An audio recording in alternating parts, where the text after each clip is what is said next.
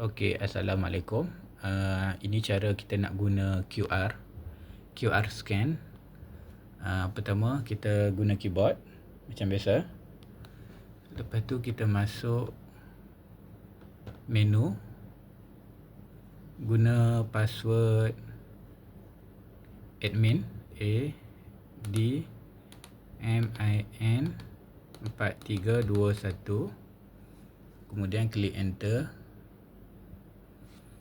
Lepas tu kita pergi bawah sekali, pastikan yang ini HTTP ni dah on. Kalau belum on kan sampai naik hijau. Kemudian klik scan QR.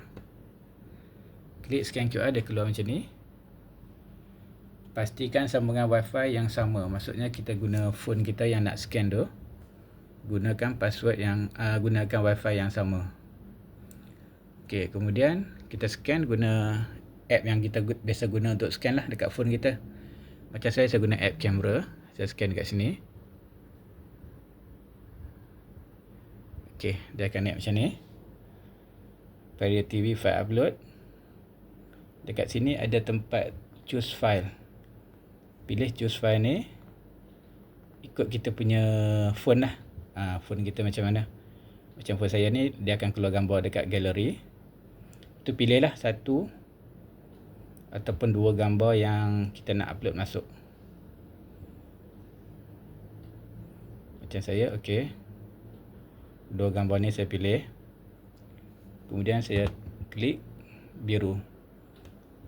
Tapi ikut telefon masing-masing punya menu lah.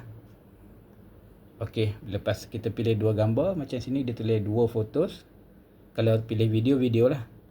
Lepas tu klik upload sekarang. Tunggu dia upload sekarang, siap. Successfully. Lepas tu dia tanya kalau nak upload lagi, klik upload lagi. Kalau tak nak, kira selesai dah. Letak tepi dulu. Sekarang kita cari file yang kita upload tadi.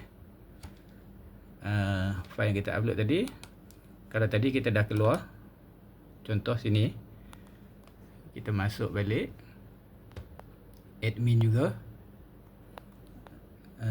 Dalam foto video lah, sempat kita nak letak gambar kita tadi. Contoh lah, kalau kita masuk kuliah tadi, kita select kategori kuliah. Ini contoh gambar asal. Jadi kita tambah lah. Klik tambah. Okey. Ini contoh dua foto yang saya masukkan tadi tu. Ada dua. Kita klik lah. Kalau nak masuk dua-dua sekali, klik dua-dua sekali. Okey, lepas klik tu, klik OK saja di bawah ni. Okey. Nampak? Dia dah masuk dalam kategori kuliah. Okey. Lepas tu kita back saja. Back balik.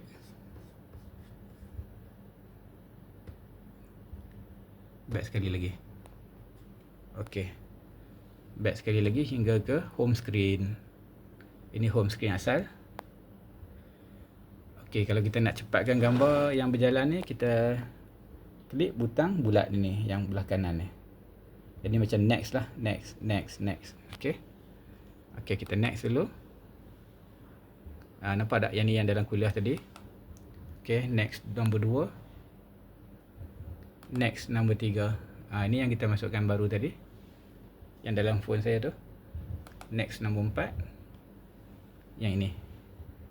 Next nombor 5. Dia akan keluar yang lain-lain lah, yang sedia ada dalam kita punya box. Okey. Itu saja, selesai lah.